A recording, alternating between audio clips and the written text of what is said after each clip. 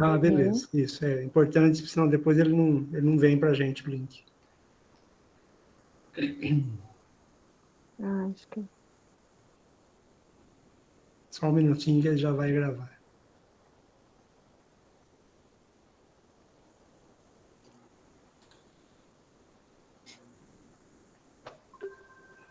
Ótimo, está gravando. Vai, Roberto. Faz aí a sua abertura. Opa, boa tarde a todos, né? Já estava conversando um pouquinho. Hoje, a disciplina 4 já começou, né? Começou na segunda-feira, você já tem atividade. Então, hoje é a primeira live com a professora Andréia, tá? Eu vou disponibilizar o vídeo, se alguém perguntar para vocês mais tarde, para vocês estudarem.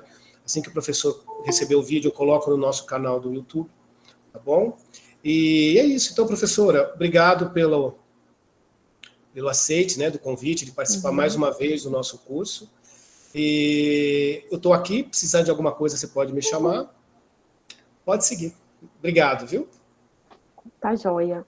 Obrigada, então, Roberto, pela toda a assessoria aí no começo desse curso, né? Para a gente que está, assim, participando das disciplinas, é importante esse acompanhamento que você faz. Ao Flávio também, e parabéns pela empreitada, já sei que tem uma quantidade incrível de cursistas, né? E bastante trabalho, com certeza. Então, obrigada, parabéns e boa tarde a todas, a todos que estão aqui. Vou falar um pouquinho de mim para começar, né? Eu sou a professora Andréia, sou professora no Departamento de Teorias e Práticas Pedagógicas aqui da UFSCar, o DTPP, né? Esse departamento cuida basicamente do curso de Pedagogia da UFSCar, e nesse departamento eu sou responsável pela área de Educação Infantil e Sociologia da Infância. Eu estou na UFSCar como efetiva há 10 anos, né? Mas como, enfim, antes dessa trajetória de professora efetiva, eu acabei me envolvendo sendo professora substituta, professora voluntária, depois professora fazendo mestrado, doutorado, professora dos cursos de EAD. Então, se for traçar um pouco essa trajetória, eu fui para a UFSCar em 2002, então praticamente 20 anos, né, que eu estou na UFSCar. E aí, quer dizer, tenho trabalhado com a área de educação infantil, infância, com uma abordagem que a gente chama de sociológica, né, ou histórica. Para quem já passou por uma licenciatura aqui, né, provavelmente todos vocês aqui, mesmo não sendo da educação infantil, todos de alguma maneira passaram pela licenciatura e certamente viram alguma coisa de infância, eu imagino, né? Alguma coisa de educação, de infância. Eu gostaria até de perguntar, temos professoras ou professores de educação infantil na turma? Nessa turma que nos assiste agora?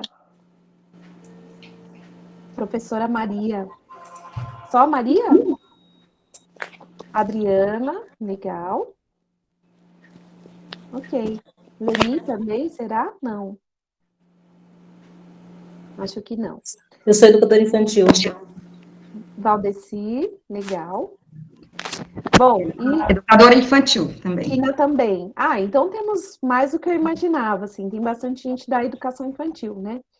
E, então, vocês provavelmente fizeram disciplinas, né, de infância, relacionada à infância, à educação infantil, e, quer dizer, imagino que tenha lembranças, né, do que vocês tiveram muito voltado para psicologia da educação infantil, psicologia da infância, psicologia do desenvolvimento, que são disciplinas muito comuns no curso de pedagogia, né? Vocês devem ter visto Piaget, Vygotsky, enfim, Vallon, né, esses teóricos que são da psicologia majoritariamente, além de outras, né, perspectivas que são da educação, da infância, né, que pensam a infância e a educação infantil. O que acontece é que, assim, dentro da área que eu estudo, né, nós acabamos priorizando uma inflexão teórica em relação à psicologia.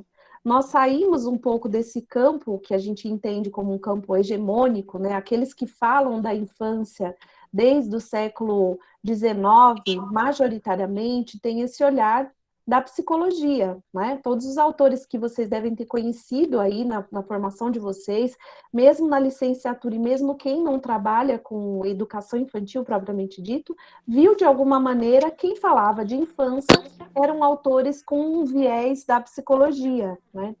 Então, nós temos tentado já há algum tempo, há pelo menos esses 20 anos que eu estou na UFSCar, como aluna ou como professora, nós temos tentado fazer esse movimento de olhar como é que nós podemos pensar a infância a partir de uma outra perspectiva, né? Que não seja a hegemônica da psicologia, né?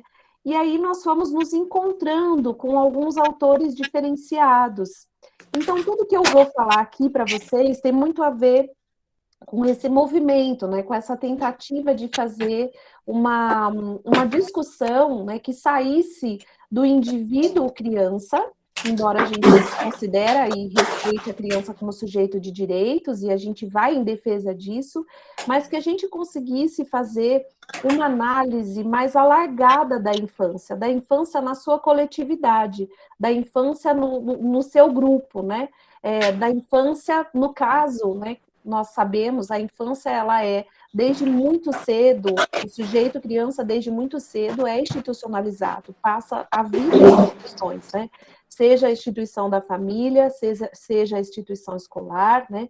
Ou mesmo em outras instituições com qual ela se socializa, como a igreja, mesmo e outros grupos sociais, né? Então, nós entendemos que existe uma possibilidade de olhar a infância a partir dessas, não só dessas instituições, né, mas sobretudo de perspectivas sociológicas que vão olhar o todo, né, o que está acontecendo com a infância na nossa sociedade, como é que a gente educa a infância na nossa sociedade, a partir de quais referências, né, e sobretudo o que nós entendemos de infância na nossa sociedade. Roberto, tem um ruído assim que eu estou tentando identificar só de onde é que. É a Leni, é que eu não consigo fechar o canal dela. O Leni, por favor, pedir para você fechar. Ela já fechou. Sim, tá? Obrigada. Desculpa, porque estava fazendo um ruído bem alto aqui no meu ouvido. Então, o que eu queria, por exemplo, o que eu trouxe para vocês, né, nessa disciplina, eu trouxe basicamente, eu trouxe Arries, que é um historiador francês que trabalha numa dimensão de história social da infância e da família, que é um autor que eu vou comentar um pouco mais, né, ao longo da nossa conversa aqui. Eu trouxe para vocês o Foucault, especificamente, né, em diálogo com a infância. Então, os textos que eu deixei sinalizado são textos que conversam muito com as minhas pesquisas, enfim, como é que a partir do Foucault a gente pode pensar a infância e a sua institucionalização, né? Então, tem a ver com o que eu estudei no meu doutorado, com a tese que eu desenvolvi. E eu trago para vocês também uma autora que se chama Elisabeth Badinter, que é ela é uma francesa, uma autora feminista francesa, que está no campo da filosofia e que vai problematizar a relação da infância com a mulher, né? A relação da mulher com a criança, da institucionalização da mulher com a criança e dos próprios processos históricos, né, de invenção da infância na relação com a mulher, né? Isso vai aparecer lá na Badinter. Hoje eu não vou conseguir falar da Badinter, né? Então, assim, só para vocês terem uma ideia, ela coloca uma discussão que é bem importante no debate, que é sobre a maternidade. E ela, com a discussão que ela faz, é um profundo diálogo que ela está fazendo com o próprio Arries, que é o autor que nós vamos trabalhar, e ela diz que a maternidade, como algo natural, posto como nato para a mulher, é algo que foi inventado para a sociedade. Inventado no sentido de colocar a mulher numa condição muito específica na nossa sociedade, que é a mulher mãe, cuidadora, responsável pela criança, responsável por sua educação no lar, né? E todas as implicações de gênero que isso traz. Mas ela faz isso com uma discussão muito brilhante, porque ela vai historicizar relação, né, da construção da maternidade com a própria história da infância. Então, ela vai nos dizer, vocês vão olhar quando chegar na discussão da Badanter, ela vai nos dizer que a maternidade, o amor materno é um mito, porque ele não existe naturalmente em todas as mulheres, né? E ela problematiza a ponto de dizer, olha, o amor materno, ele pode ocorrer em qualquer indivíduo, inclusive nos homens, porque não está ligado a um corpo feminino, não basta você ter útero que você desenvolve o amor materno. Então, ela desnaturaliza o amor materno para questionar o modo pelo qual a sociedade inventou esse amor materno, colocando a mulher numa dada condição, né? E dentro de determinadas práticas de cuidado, práticas de educação. Vocês com certeza podem observar como que algumas profissões, por exemplo, a nossa de professoras de educação infantil, que eu também fui, o quanto que existe de maioria de mulheres na educação infantil. Por que será que isso acontece? Né? Então, nós conseguimos entender um pouco por essa autora que existe uma historicização desse amor materno como algo natural, de maneira que todas as práticas, inclusive as profissionais, né, as nossas profissões, elas acabam sendo desenhadas a partir dessa dimensão de que a mulher é naturalmente convocada a cuidar das crianças, né? Por isso que nós temos esse cenário tão feminino no magistério e, sobretudo, quanto menor a criança, mais mulheres nós temos. Por que isso? Porque quanto menor a criança, mais cuidado ela necessita. E isso, quer dizer, foi atribuído historicamente às mulheres, né? Claro que nós temos inúmeros movimentos feministas quebrando essa discussão, né? Fazendo questionamentos sobre essa discussão, mas nós ainda temos um cenário bastante sexista e generificado. Então, a Badanter, que é essa filósofa francesa, vai trazer um pouco essa noção para vocês, tá? Do ponto de vista da filosofia e do ponto de vista de um diálogo mais direto com o Arriès, que é o historiador francês que traz o conceito de infância. E no último módulo da disciplina, eu trago, então, alguns autores para vocês compreenderem a história da institucionalização da criança no Brasil. Não são todos, porque nós temos um campo já bastante consolidado da educação infantil no Brasil, né? Temos um campo de pelo menos 40 anos de produção, assim, historicamente é pouco, né? No contexto geral da história, mas são 40 anos de produção, de uma luta imensa pela educação das crianças, pelos direitos das crianças. Então, são muitas publicações que falam sobre diferentes perspectivas, né? A gente pode falar da educação infantil do ponto de vista das suas políticas públicas, do ponto de vista da formação profissional, do ponto de vista das práticas, das diversidades que existem nas nossas realidades brasileiras, né? Com as crianças que nós atendemos. Nós podemos falar do ponto de vista da metodologia, né? Tem inúmeras especificidades à educação infantil, por exemplo, também em relação aos bebês, né? Da prática específica com bebês. Mas aqui nessa disciplina eu acabei escolhendo, né, fazendo um recorte de um ou dois autores que tratam especificamente a maneira pela qual as instituições de educação infantil surgiram no primeiro momento da história a partir de uma dada compreensão de criança e de infância, tá? Porque existe na nossa política pública, e infelizmente sempre foi assim, desde que nós temos as instituições voltadas para crianças, um cenário que é bastante classista. As nossas políticas públicas sempre se configuraram de maneira a ter uma política pública para a criança pobre, e geralmente negra, e uma política pública para a criança branca de classe média, né? Então, nós temos essa divisão binária nas nossas políticas públicas e na história da nossa educação infantil, né? E isso tem a ver com a própria abordagem de infância, né, que nós vamos trazer aqui. Então, o que eu quero dizer para vocês é que, ao longo, quer dizer, eu escolhi para essa disciplina que fala de educação infantil e institucionalização, um recorte que pudesse fazer uma reflexão sobre o conceito em si de infância e a maneira pela qual esse conceito vai, digamos assim, desenhando perspectivas para a educação da infância, né? Porque nós não temos a educação infantil que nós temos hoje, ela não é desenhada aleatoriamente, ela é desenhada a partir de um conjunto de concepções, né? Então, a proposta é um pouco a gente olhar essas concepções, que são históricas, né? E tentar refletir sobre elas e compreender, né, como que nós desenhamos as nossas políticas públicas a partir dessas abordagens que nós fomos aprendendo ao longo do tempo. Então, esses quatro módulos, né, da criança, da infância, da relação da mulher, da relação com a família, que também nós vamos trazer, e da relação com as instituições, né, brasileiras das crianças, vão trazer essa abordagem que é de fundo, né, histórica e sociológica. Então, logo no começo da nossa conversa aqui, eu mencionei com vocês, né? Certamente vocês já viram Piaget, certamente vocês já viram Vygotsky, em algum momento da vida de vocês, na licenciatura.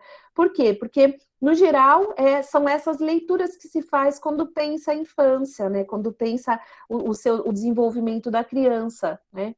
Mas aqui não, aqui nós não vamos fazer esse exercício, porque a nossa perspectiva não é pensar a criança em si, aquele indivíduo e o seu desenvolvimento cognitivo, porque isso quem faz é a psicologia. A nossa perspectiva é pensar a infância numa dimensão histórica e sociológica. E isso acarreta refletir sobre conceitos, sobre concepções, sobre representações, entende? E sobre abordagens que nós temos. Por exemplo, eu vou fazer uma perguntinha bem básica, assim, que eu sempre faço para as minhas alunas da graduação. Espero que vocês possam me colocar o que vocês pensam sobre isso. Para vocês, o que é infância? Eu posso, Roberto, me interagir assim com eles? Eles podem responder, será? Claro, não deve isso Será daí. que A eles gente têm faz sempre isso. oportunidade? Não, não pode falar, eles falam bastante, sim. Tá? Pode falar. O Fabiano Tá. gosta de falar É porque eles estão no bastante. trabalho, não sei se eles têm condição de me responder. Para Mas acho que vocês, o que é consegue. infância? Não precisa, assim, buscar no Google, não, tá? Assim, não precisa buscar no livro que tá aí atrás. De imediato, assim, pensei em infância, o que vem na cabeça de vocês? Um ser social em construção. Um ser, Valdeci, sim, um ser social em construção, ótimo. A Um Ana, adulto em miniatura. Certo? a Ana colocou no chat aqui, tempo de estudar e brincar. Um momento de estudar e de brincar. Momento da vida humana em que se brinca e estuda. Uhum. Pode falar, Fabiano. Uma etapa da vida que é uma janela de oportunidades. Perfeito. O que mais? Alguma coisa diferente? Vou trabalhar com essas ideias que vocês me falaram, né? Então, a gente poderia falar uma etapa, né? Fabiano traz um pouco essa ideia de uma etapa da vida, de uma fase da vida. A Ana também traz essa coisa do tempo, como se fosse um tempo específico, né? Que você vive ali, né? Em um determinado momento da sua vida. Então, também se relaciona um pouco como fase, né? Já a Val traz um pouco a ideia de um ser social em construção e a Rosemary, acho que foi do adulto em miniatura, né? A Adriana fala um período inicial da vida, onde se descobre a brincadeira, né? Vejam, todas essas compreensões sobre infância são abordagens específicas da infância que foram construídas para nós, porque nós aprendemos dessa maneira na infância, e que tem um determinado momento histórico em que essas abordagens, de forma muito expressiva, vão aparecer. E quando que elas aparecem? Veja, são determinações diferentes de infância, né? Pode ser fase, pode ser social em construção, adulto em miniatura, são concepções diferentes de infância. Mas vocês acham que sempre existiram essas concepções?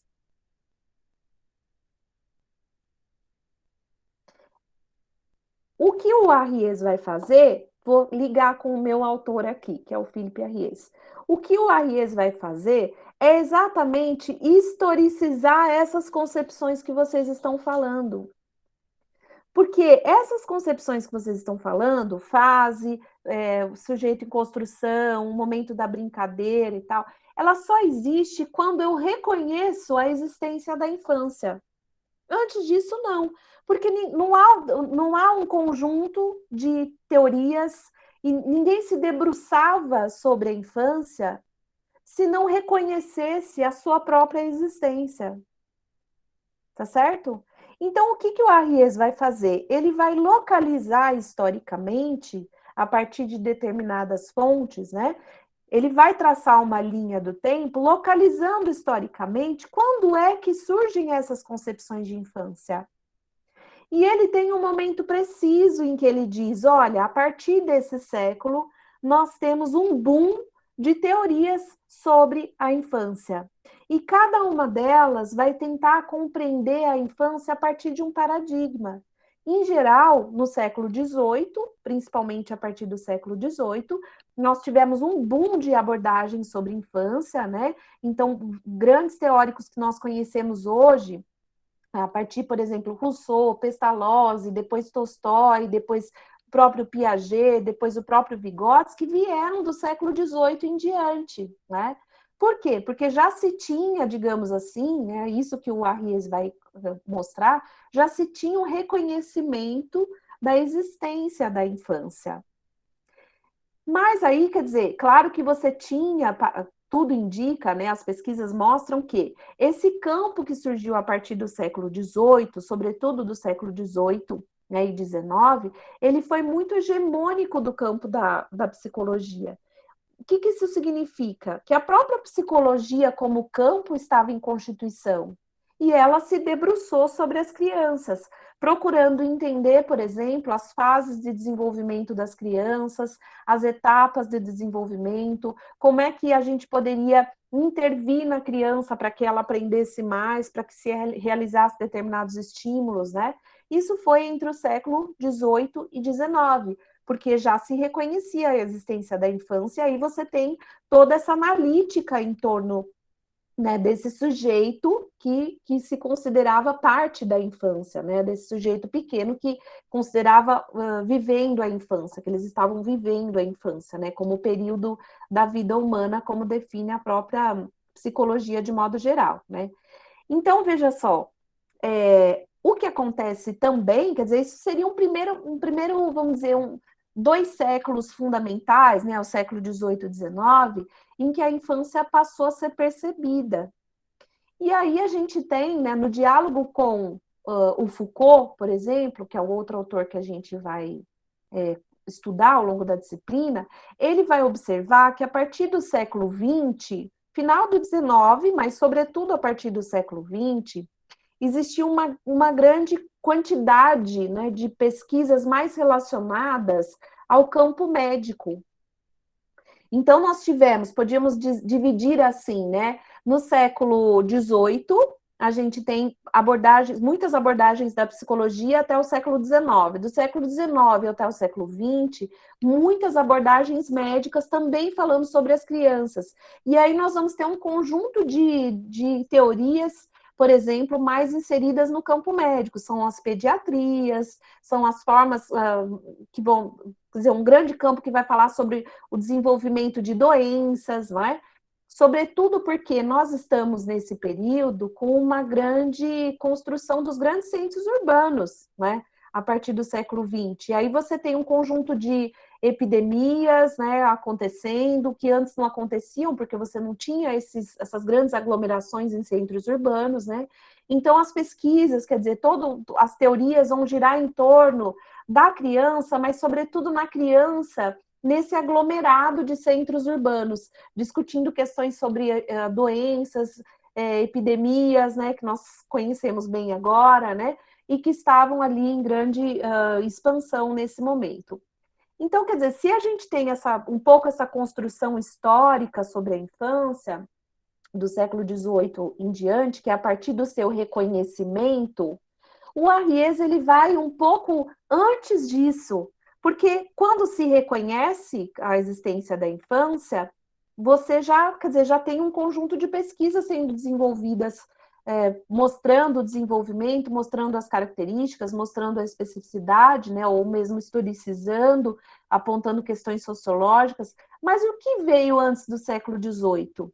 É isso que o Arriès vai estudar, né?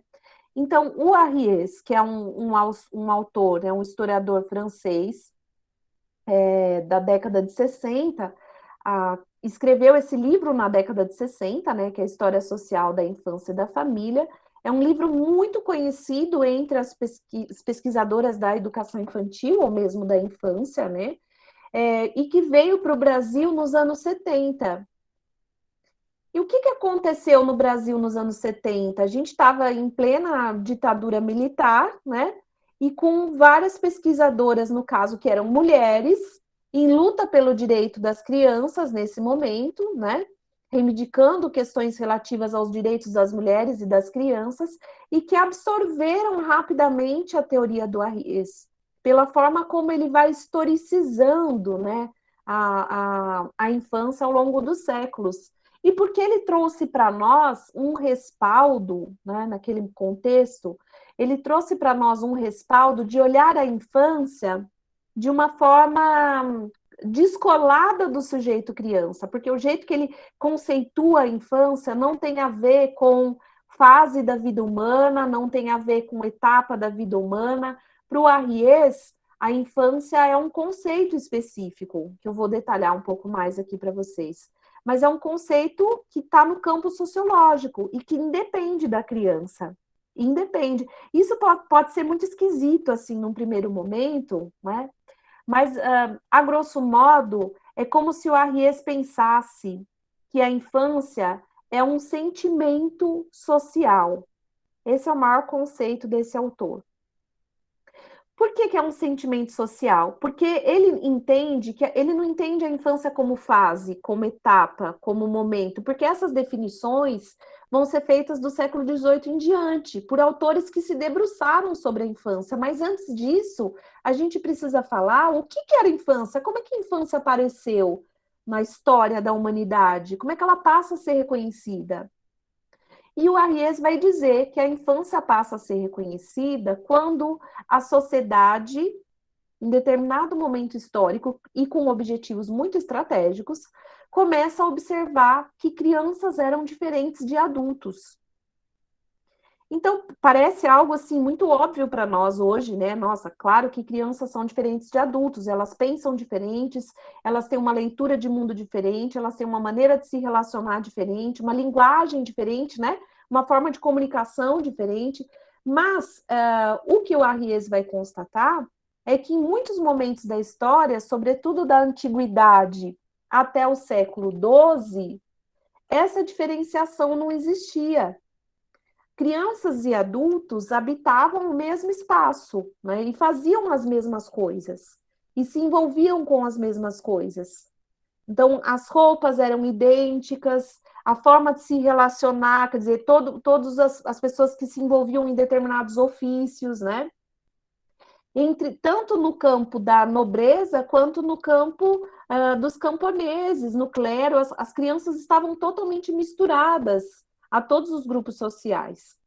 Então, ele diz que esse momento não existia um sentimento de infância.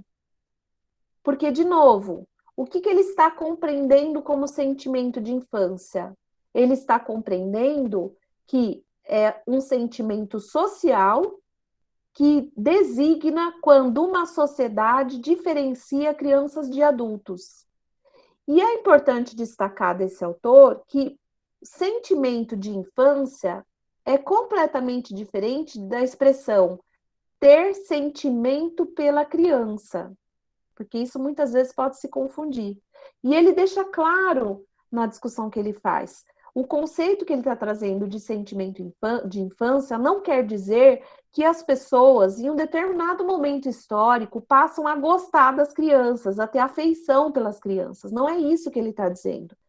Ele está dizendo que, apenas que, em determinado momento, os grupos sociais passam a reconhecer que aquele sujeito é diferente, que ele merece uma atenção diferente. E, sobretudo, por quê? Porque as crianças morriam. As crianças morriam aos montes, né? E isso fica muito evidente ali entre os séculos XV e XVI. Fica muito evidente nesse período. As crianças morriam absurdamente. Então, quer dizer, por que elas morriam, né? Quer dizer, foi começado a pensar um pouco sobre isso. Por que será que elas morriam? E aí, como é que o Arries vai observar isso? Uma das características da pesquisa do Arries é o trabalho iconográfico que ele faz. O que é uma pesquisa iconográfica? É uma pesquisa com imagens, tá? É uma pesquisa. Então, hoje a gente tem um desenvolvimento maior desse campo das pesquisas iconográficas, né? A gente tem pesquisas sobre imagens fílmicas, sobre a iconografia fílmica. Não existe só a iconografia igual a Ries fez. Mas naquele momento da pesquisa dele, nos anos 60, ele fez um estudo sobre as pinturas clássicas. O primeiro estudo que ele fez foi esse, sobre as pinturas clássicas, né? E ele vai observar a maneira pela qual as crianças eram pintadas nessas pinturas. Eu vou passar algumas imagenzinhas que são exatamente a que ele menciona e que eu acho que vai assim ser ilustrativo para a gente compreender a discussão deles e fechar um pouco essa ideia que eu estou tentando trazer do Arries. Vou compartilhar, tá? Se não ficar bom, você me avisa, Roberto.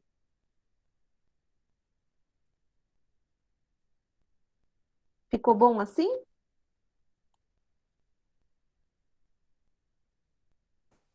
Se quiser aumentar só um pouquinho as imagens, A questão né? é que quando eu compartilho, eu não vejo vocês. Então, assim, se alguém falar alguma coisa, Tá, pode deixar que eu...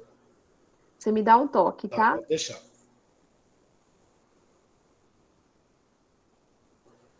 Peraí, se eu tô fazendo certo. Tá aparecendo? Tá sobre o Tá. autor e o livro. Isso. Bom, tudo bem. Vou voltar nessa tela. Eu quero mostrar mais as imagens para vocês. Então, essas imagens que eu separei são tratadas dentro do livro dele. Então, Tá, sim. não parece, não? Tá. Essas imagens são citadas dentro do livro. Então, conforme ele vai analisando um pouco essa ideia de infância, né, historicizando essa infância, ele vai mencionar algumas pinturas que ele analisou. E essas são algumas das pinturas, né? Todas essas aqui são princesas, são príncipes, né? Fazem parte de crianças da família real, tá? De uma grande nobreza, né? E ele tá, quer dizer, as pesquisas que ele faz, todas, são de imagens clássicas, né? Então, é um historiador que vive na França nos anos 60, com um imenso contato com os museus, com as pinturas clássicas, né? Então, ele toma essas pinturas Ô, clássicas. Andréia, Pois não. eles estão falando aqui que está travado o seu slide. Você está em qual parte do slide? Eu estava no segundo. Ah, tá, estava no segundo, não. Então aqui estava certo, então, né? É o texto, estava no texto, né? Não, tá em 3 imagens. Ah, não, é que estava no texto, então estava travado mesmo. Agora está na imagem. Tá na Para imagem? entender o trabalho de Arié. Isso, Agora está certinho, então tá. Tá, é isso mesmo. Então, como eu dizia, né, essas imagens que estão aqui são de príncipes e princesas, são retratos da nobreza, né, e das crianças dessa nobreza, né.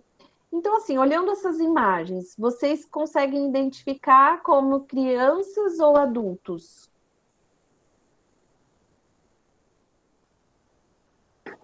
Adultos, com certeza. Por quê?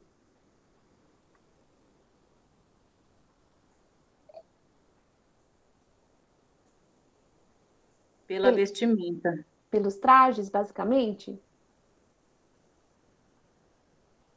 Então, olha só. Exatamente foi esse olhar que ele teve, né? Ele olhou para essas imagens, que são pinturas clássicas de retratos de príncipes e princesas que vão do século até o século XV, XVI aproximadamente, olhou para essas imagens e falou assim: uai, mas essas crianças não são crianças, elas são adultos, adultos em miniatura. Por quê? Porque elas usam os mesmos trajes, porque elas têm os mesmos trajes que os adultos, elas não estão numa postura infantil, estão todas assim, cheias de, de badulaques aqui da nobreza, né? Uma cadeira toda sofisticada, os colares, né? Uma posição estratégica de pintura, etc, né? Então ele tira exatamente essa conclusão, tá? Outra imagem é essa daqui. Mudou para vocês? Mudou. Ô, André, a Regiane, ela está com a mão levantada, acho que ela quer fazer alguma pergunta. Pois não. Regiane? Eu acho que ela apertou sem querer, então pode seguir, desculpa, tá bom? Tá. Mas está aparecendo a segunda imagem para vocês? Tá. Também são imagens de príncipes e princesas, né? Esse aqui é um quadro clássico do Velázquez. E aqui, ele tem uma questão aqui central. Vamos ver se vocês conseguem perceber. Eu vou aumentar um pouquinho, ver se aumenta para vocês também, tá? Então, essas duas imagens aqui, elas são meio que iguais às outras, né? São príncipes e princesas com trajes extremamente adultos, né? Até o cabelo, assim, a posição corporal, né? Muito de uma postura adulta, né? E esse daqui, esse quadro aqui, que é bastante conhecido, alguém já deve ter visto alguma vez na vida, do Velázquez, tem uma questão central. Quero ver se vocês observam. Tá dando para ver?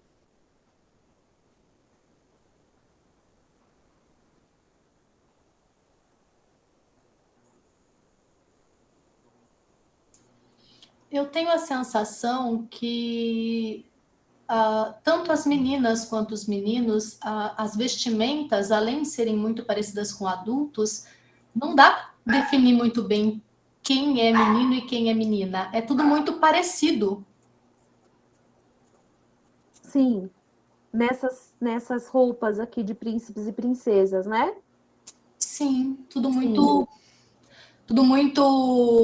igual. Não tem muita Exatamente. diferenciação. Peraí, deixa eu ver quem que tá falando comigo, que eu gosto de saber. Adriana. Adriana, exatamente, Adriana. O que o Arries faz, né, na análise dele, aqui, essas imagens, essas três imagens e essa daqui, ele traz a definição de adulto em miniatura, que a Rose, acho que foi a Rose que colocou aqui, né? Ele traz exatamente essa definição, que as crianças eram como adultos em miniaturas, porque elas eram tratadas da mesma maneira, se vestiam da mesma maneira, tinham posturas físicas, né, iguais ao do adulto e tal. Tem críticas sobre isso, mas eu vou avançar um pouquinho mais. Agora, nessa imagem específica, tem uma questão muito central, que é um divisor de águas na análise do Arries. Eu queria ver se vocês percebem o que é. Nas outras duas, professora, parece que as crianças estão sozinhos, sem os adultos. Nessa Certo. daqui, acho que tem 2 adultos também, né? Alguns outros aqui, né? Não sei se seria essa a relação entre crianças e adultos. Sim, que é o Fernando, né? Peraí. Fabiano. Exatamente, Fabiano. Mas se você olhar bem de perto, assim, eu sei que a imagem não tá a melhor do mundo, mas não sei, vocês veem meu mouse mexendo? Sim. Essa pessoa que tá aqui e essa pessoa que tá aqui são duas acompanhantes. Ou seja, a criança não está mais sozinha. O que também tem um significado, porque é como se fosse reconhecido em um certo momento que ela precisa de cuidados especiais e que, portanto, ela não pode ficar sozinha. Então, esse é um divisor de águas, mas não tem só isso. Existe um divisor de águas, que é uma passagem dessas imagens para essa daqui do Velázquez, que é do século XVI, que é fundamental. Vocês estão vendo essa pessoa? Sim. Que está acima do cachorrinho? É uma anã. Sabe qual que é a discussão? O que é uma anã? É um adulto em miniatura. O anão não é uma criança. A anã não é uma criança. A anã é uma adulta, mas ela é em miniatura. Existe nessa imagem uma posição posta lado a lado do que de fato seria uma criança com cuidadoras, porque ela é uma criança, com a adulta em miniatura. Por isso que essa imagem é um divisor de águas. É como se a partir daqui, né, e essa é um pouco a constatação do Arries, sobretudo a partir do século XVI, as crianças passavam a ser retratadas com uma certa especificidade. Elas não estavam mais postas como antigamente, apenas como adultos em miniatura. Elas passam a ser retratadas de uma maneira mais específica. Essa especificidade que ele chama de sentimento de infância não é o carinho, não é a afeição, não é nada disso que normalmente se atribui à ideia de sentimento. É a relação que a sociedade passa a ter com as crianças, que é uma relação de reconhecimento da sua diferença. Então, por isso que eu disse no começo que o modo como o Arries conceitua a infância não tem nada a ver com o sujeito criança, porque é um sentimento social. Não é algo que, por exemplo, como nós compreendemos, né, na psicologia, você é criança, então você vive a infância, você está na fase da infância, porque você é criança. Existe nesse tipo de conceito uma atribuição que é ligada a uma outra, elas não se descolam nesse campo da psicologia, né? A criança é o sujeito e a infância é a fase daquele sujeito, a fase que é definida etariamente, inclusive nas nossas constituições, de 0 a 12 anos, né? Então, é essa fase em que a criança tem de 0 a 12 anos. Mas aqui, no modo como o Arries atribui, é muito mais um sentimento social. Ou seja, a partir de um certo momento, a sociedade passa a sentir, a perceber, a tratar de forma específica as crianças. E essa imagem, no caso, é um grande divisor de águas, né, do século XVI. Tudo bem? Posso continuar? Que daí tem outras imagens para vocês entenderem, né, um pouco mais. Por enquanto, está tudo bem?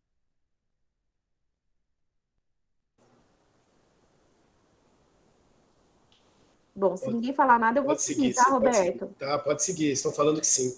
Eles estão falando no chat, tá? Tá. Então, essa imagem é um grande divisor de águas, e aí nós vamos para as próximas. Essas próximas imagens também são do século XVI em diante. Vocês percebem alguma mudança em relação às imagens anteriores?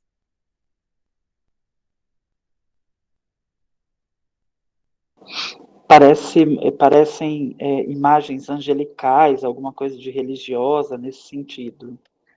Perfeito, Fabiano. Mas ainda, mesmo tendo essa conotação mais angelical, você percebe, pelo menos na segunda imagem, que apesar de ser uma criança, é um corpo de adulto. Tem uma musculatura, vamos dizer assim, né? É uma musculatura que ainda não é o corpo da criança, é um corpo de adulto pequenininho, né? Miniaturizado. E na primeira imagem, é a primeira vez que a gente percebe os adultos mais próximos, de fato. Porque até a imagem anterior ainda eram os criados cuidando, mas ali dá uma sensação, não sei, de ser mais uma família, mais, sei lá, um grupo familiar. Ou pelo menos adultos, vamos dizer assim, né, em torno da criança, né? Eles estão em torno da criança como se protegesse, né? Existe uma freira aqui com os braços abertos, meio que acolhendo aquelas duas crianças, né? Uhum. Sim. Quem falou comigo, por favor? Adriana. Adriana, isso mesmo. E Fabiano também, né? Essas imagens, o Arries, quando ele olha para essas imagens, são imagens clássicas, tá, gente? Se vocês fizeram um tour virtual em qualquer museu, vocês vão encontrar essas imagens. Conforme vocês forem lendo o texto dele, vocês vão ver quais são essas imagens, né? Pegam os nomes, dá uma visitada, porque foi isso que eu fiz. Eu fui pegando o nome das pinturas que ele cita, né? E fui jogando assim no Google, né, em museus virtuais, e fui encontrando com esses quadros, né? Então, quer dizer, vocês podem procurar em outros momentos também, e eu também fiz um recorte de algumas, não trouxe todas. O importante é a passagem mesmo, é vocês compreenderem a passagem, quer dizer, daquela imagem anterior, é colocado lado a lado um adulto miniatura, como se fosse dito assim, olha, a criança não é um adulto miniatura. E aí ele observa, né, nessas imagens sequentes, que são muito expressivas do século XVI em diante, 15 em diante, mas final do 15 para continuidade do 16, né? São imagens muito ligadas à religião, né? São imagens sacras, são imagens que foram quase que majoritariamente contratadas pela igreja, né? Então, essa é uma questão dessas imagens, de todas elas, das que vieram antes e das que vieram depois. Todas essas imagens, né? A gente está falando de um período histórico em que as pinturas clássicas, elas eram contratadas, né? De grandes pintores eram contratados para pintar uma família nobre, ou pintar temas religiosos, tema que a igreja contratava, né? Então, todas essas imagens, elas não podem ser consideradas retratos do real, né?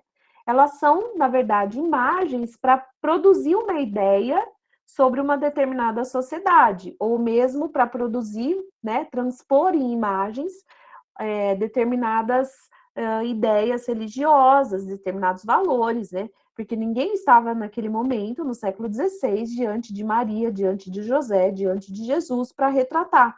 Então, são imagens que trazem uma ideia de representação, né? Estão representadas aqui maneiras como, a partir desses períodos, as crianças passaram a ser retratadas. E isso tem uma faca de dois gumes, né, nessa ideia de representação. Porque, ao mesmo tempo que ela traz pinceladas, né, do que aquela sociedade estava pensando, do que aquela sociedade estava imaginando, né, da mentalidade daquelas pessoas, por isso que o Arriès é colocado num campo que a gente fala que é a história das mentalidades, né? Uma abordagem da história que se chama a história das mentalidades. Ao mesmo tempo que tem essa ideia mais geral, né, de colocar o que aquela sociedade pensava naquele momento, a imagem é também algo que se quer fazer vender, né? Então, as imagens da nobreza, por exemplo, tem que ser muito bonita. As mulheres, as meninas, sobretudo, né? Quando a gente olha essas imagens aqui, por exemplo, as meninas, elas eram pintadas com muito luxo, até porque, né, essas imagens que a nobreza contratava para pintar as suas princesas tinham um sentido de troca das mulheres, né? Então, essas meninas eram oferecidas para outras famílias, para fazerem casamentos de aliança, que é um termo que o Foucault usa, inclusive, né? A gente está falando de um período em que os casamentos e as relações afetivas, elas eram parte do contrato social, do contrato de um status social, de nomes, né? Entre famílias, que ele chama de contratos de alianças. Então, essas imagens, elas não são fotografias, não é o mesmo que dizer de fotografias, né?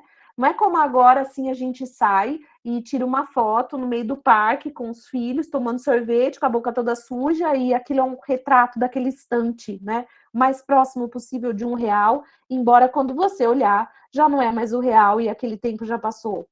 Essas imagens são imagens clássicas com objetivos específicos, né? Então, essa é uma das críticas centrais, sobretudo, que se faz ao Arriès, tá, gente? Porque o fato dele ter escolhido pinturas clássicas fez com que ele analisasse, de certa maneira, uma ideia de infância, que é uma ideia de infância que está pintada na grande nobreza, né? Não, ele não pintava as classes sociais, os camponeses, eles não pintavam assim os trabalhadores rurais, eles não pintavam os artesãos, né? Tanto que ele recebeu duras críticas, né, por analisar essas imagens mais elitizadas, digamos assim, né?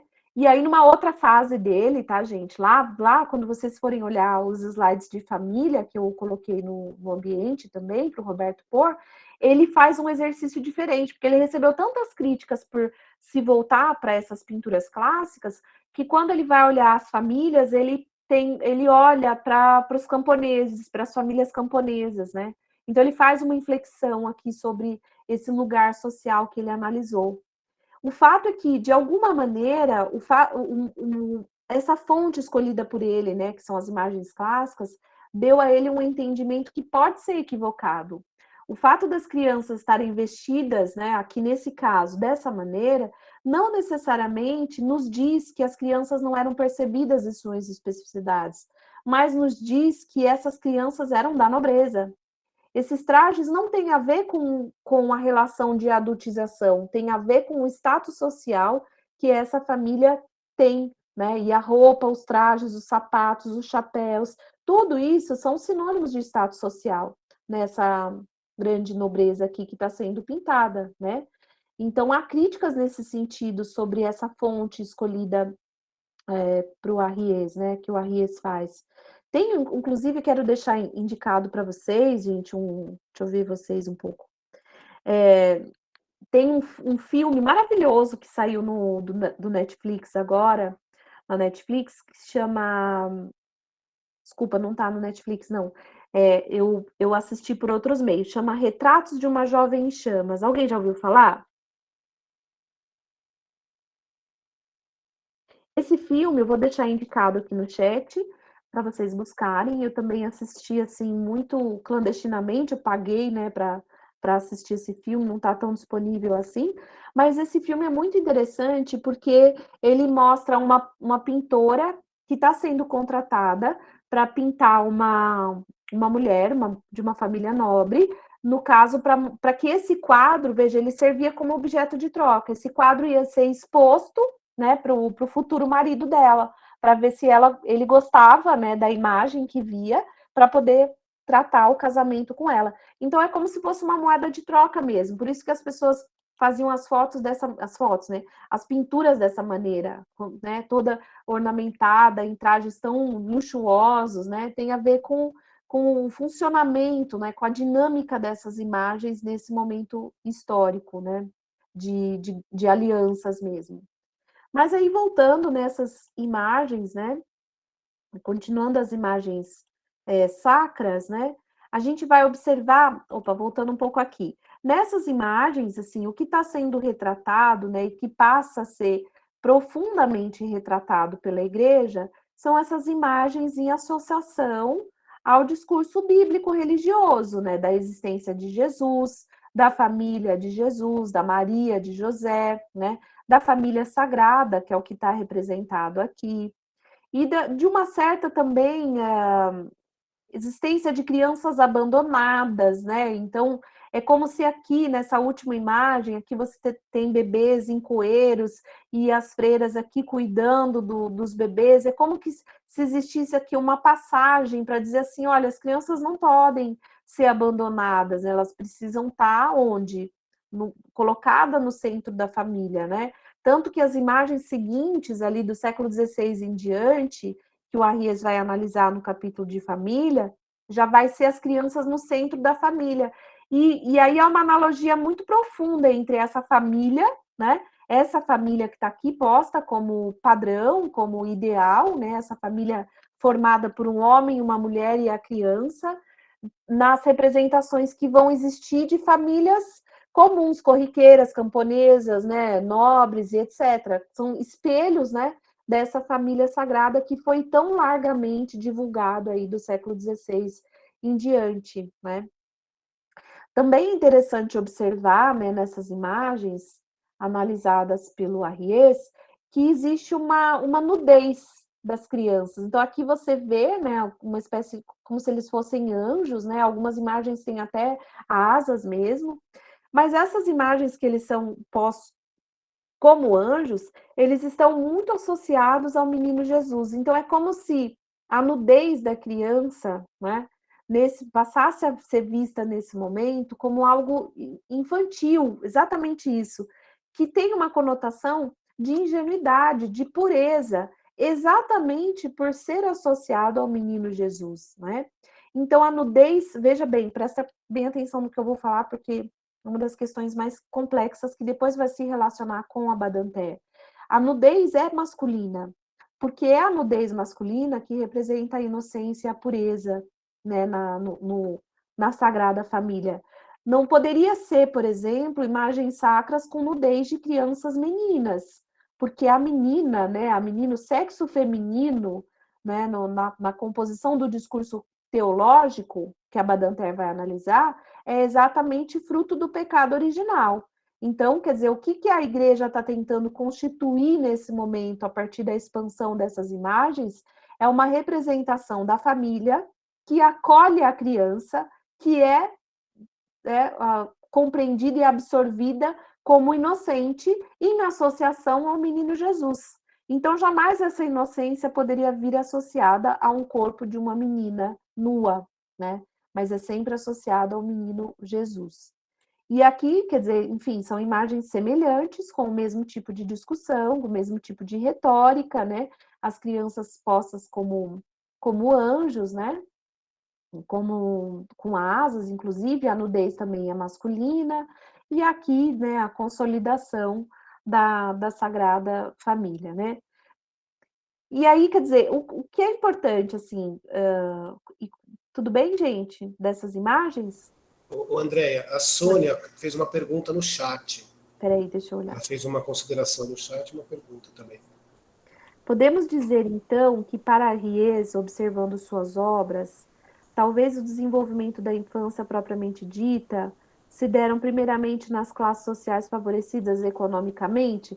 Então, essa é a conclusão que ele tira, Sônia, e que muitos historiadores brasileiros vão criticar, porque ele não teve acesso nesse momento, quer dizer, ele não se dedicou nesse momento da pesquisa dele a fazer uma análise de outras imagens, porque não existia, você entendeu? As imagens, elas eram, vamos dizer, atributos de uma classe social, principalmente esses quadros, né, essas pinturas clássicas. Quem é que podia? Se a gente fizer uma associação com fotografias, por exemplo, a gente sabe que até determinado período histórico do século XX, muitas famílias não tinham acesso à fotografia, porque era um recurso extremamente caro. A mesma coisa a pintura, então não tinha fotografia, tinha pintura, mas quem é que podia contratar os pintores para fazer os seus autorretratos, né? Então era uma classe social específica, e ele tira a conclusão, né? Tira essa conclusão de que a ideia, quer dizer, a ideia de infância aparece na classe social específica, né? Na grande nobreza. E aí os historiadores brasileiros, inclusive o Moisés Cuma Júnior, que é o que a gente usa aqui, né, no Brasil, um autor excelente que a gente usa para dialogar com a Ries, ele vai dizer assim, olha, isso é um equívoco, né? Porque se a gente olhar nos mesmos períodos históricos no Brasil, a gente só não tem os registros, mas a gente vê, sim, nas nossas sociedades, nas nossas comunidades nativas, toda uma questão de sentimento de infância, um reconhecimento da criança, né? Por exemplo, de etnias indígenas. O que nós sabemos hoje de etnias indígenas, que foi extremamente massacrado pelos processos de colonização, é que as diferentes etnias indígenas sempre tiveram um processo de reconhecimento das crianças. Tanto é que eles fazem inúmeros rituais de passagem de determinadas fases para outras, né? E fazem até hoje, em algumas etnias, conseguiu se manter, né, determinadas tradições. Então, essa tese dele de que a infância teria surgido numa classe social específica, ela é derrubada por historiadores brasileiros, tá? Completamente derrubada pelos nossos historiadores, né? Então, é uma das críticas, né, que se faz a esse autor, que ele usou fontes que são muito específicas, né, voltada a uma classe social específica. Por isso que estaria equivocado, aí presta atenção no que eu vou dizer, equivocado não o conceito. O conceito, existe uma consensualidade do conceito infância como sentimento social, né? Ou seja, o reconhecimento daquela sociedade sobre a diferença entre adultos e crianças. Isso é um pouco unânime, é um legado que o autor deixou para nós, né? A percepção da infância como conceito, e esse conceito é um sentimento social. Mas o que existe as críticas, né, é um pouco a tese final dele, né, de que teria surgido em determinadas classes sociais, ou mesmo a forma como ele distribui isso historicamente, tá? Então, como ele cria uma série de etapas para essa historicização, né, os historiadores brasileiros, por exemplo, vai dizer que não há uma conexão entre essa linearidade histórica que o Arries traça, né, que tem tudo a ver com a Europa, né, uma visão eurocêntrica de infância que não cabe, não comporta exatamente para nós analisarmos o nosso contexto, né? Não sei se me fiz entender, Sônia. Mas vou colocando algumas outras questões, tá? E aí eu acho que vai sendo, assim, um pouco mais ilustrativo. Para ir terminando um pouco algumas ideias, porque eu também quero falar um pouquinho do Foucault, que é um autor difícil, né? Eu sei que vocês vão ter algumas lives com o Flávio e tal, mas eu vou traçar algumas conexões entre o Arries e o Foucault. Então, assim, de modo geral, vocês estão vendo um slide escrito? Sim, sim. Tá. Então, o que o autor procura demonstrar? Né? O Arries procura demonstrar, então, que existem diferentes representações em torno da criança e que simbolizam o início de um sentimento social, né, de reconhecimento da criança, e que ele chama esse sentimento de infância. Então, na perspectiva dele, essa é a denominação, né, o grande legado que ele deixa para nós como historiador, do ponto de vista de que nós conseguimos compreender a infância de forma descolada do sujeito criança, como eu coloquei para vocês, né? Por isso, porque ele entende como um sentimento muito mais social do que ligado ao sujeito criança. Então, a infância para o Arries é esse sentimento social que vai assim, mostrar como uma sociedade diferencia crianças e adultos. Então, que não tem nada a ver com afeto, que não tem nada a ver com gostar ou não gostar de crianças, né? É simplesmente o reconhecimento dessa diferença, tá? Tanto é que ele diz que isso passa a acontecer do século XII em diante, porque ele vê isso nas imagens. Mesmo que as crianças estivessem sendo retratadas, né, representadas como adultos em miniatura, ainda assim era uma diferença, porque antes não tinha nem essa representação de um adulto em miniatura, não era nem miniatura, entendeu? Então elas nem apareciam, né, essa que é a questão. Então, nessas imagens, né, fica nítido isso. Mesmo quando elas estão como adulto em miniatura, já é a expressão de uma certa diferenciação que a sociedade está fazendo em relação às crianças e os adultos. Por isso que ele diz que o sentimento de infância passa a surgir do século XIII em diante, né? Então, isso significa, né, que o Arries, ele vai dizer, essa é uma parte muito importante, tá, gente? Ele vai dizer o seguinte, como historiador, ele vai dizer, olha, as crianças sempre existiram. As crianças sempre existiram. O que não existia era o reconhecimento da sua especificidade. Ou seja, não existia a percepção, né, de que ela era diferente e que deveríamos tratá-la de uma maneira diferente, deveríamos educá-la de uma maneira diferente. Sobretudo porque a visão que se instala a partir do século XVIII é que ela é inocente, porque vem dessa linhagem, né, religiosa de que ela é pura, inocente. Então, o que vai se consolidar no século XVIII é uma imagem de que a infância é inocente e que ela precisa ser educada para preservar a sua inocência, né? Tanto é que a gente vê Rousseau, por exemplo, para quem já passou por Rousseau, Rousseau é isso, né? O Emílio é uma criança naturalmente boa, cuja sociedade corrompe, e que nós devemos educá-la para que ela se mantivesse dentro daquela inocência, né? Então, quer dizer, nós vamos ter um conjunto de teorias do século XVIII em diante com essa perspectiva. Claro que depois vão ter questionamentos e outras posições e outros autores, né, questionando essa visão. Mas é basicamente isso, a infância se consolida no século XVIII com uma representação de pureza, de ingenuidade e de alguém que deveria ser educado e protegido, tá? E nessa concepção do educado, é protegido porque ela precisa ter a sua a inocência protegida, preservada. E no educado, era exatamente uma visão oposta, né? Que vinha dessas abordagens religiosas, que entendiam que a criança ela não era só inocente, mas que tinham crianças que eram despudoradas, e que elas deveriam ser educadas para aprender sobre o pudor, para aprender sobre a vergonha, para controlar os seus instintos, né, mais selvagens, né? Então, quer dizer, a educação vem um pouco desse discurso também, de que a criança ela não tinha pudor, ela deveria ser educada, então, nessa abordagem, tanto para preservar a sua inocência, quanto para construir nela uma espécie de vergonha, de pudor sobre o seu corpo, de disciplina sobre o seu corpo, né? Tanto é que o Arries ele vai usar a expressão conformar as crianças dentro de uma dada concepção de infância. E aí ele vai dizer isso, quer dizer, no momento em que as crianças são reconhecidas, né, e o sentimento de infância passa a existir, elas são enclausuradas por inúmeras instituições. Vem aí a nossa relação com o processo de institucionalização das crianças, né? Porque qualquer processo de institucionalização da criança parte do reconhecimento dessa dicotomia entre ela ser protegida, né, cuidada, protegida e preservada, e ao mesmo tempo ela ser ensinada, disciplinada, educada para se constituir como alguém conformada dentro de uma determinada concepção, né?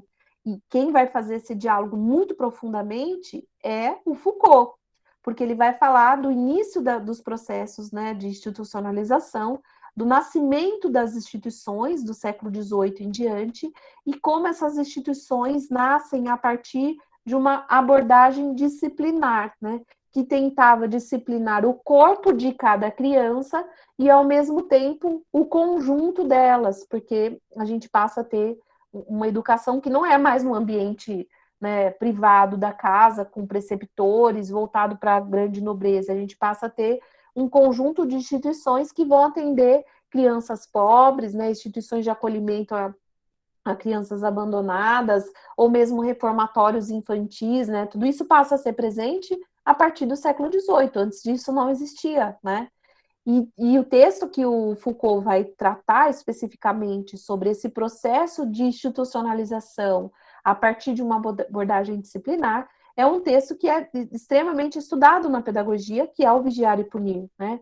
Então, quer dizer, nessa perspectiva, ele vai dizer que as instituições nascem para vigiar as crianças, e é uma vigia, a coisa mais importante para se compreender, né? Claro que ele tem inúmeros conceitos dentro desse livro, que é maravilhoso, imagino que vocês já tenham passado por ele em algum momento da vida, mas é o vigiar, quer dizer, as instituições nascem com o objetivo de vigiar para não punir. Então, a grande sacada do Foucault, nesse momento, é perceber que as instituições, elas são disciplinares, porque ao ter disciplina, as crianças não precisam ser punidas. Por isso que o livro é assim, vigiar e punir, e as pessoas dizem, né, são instituições de vigilância e punição.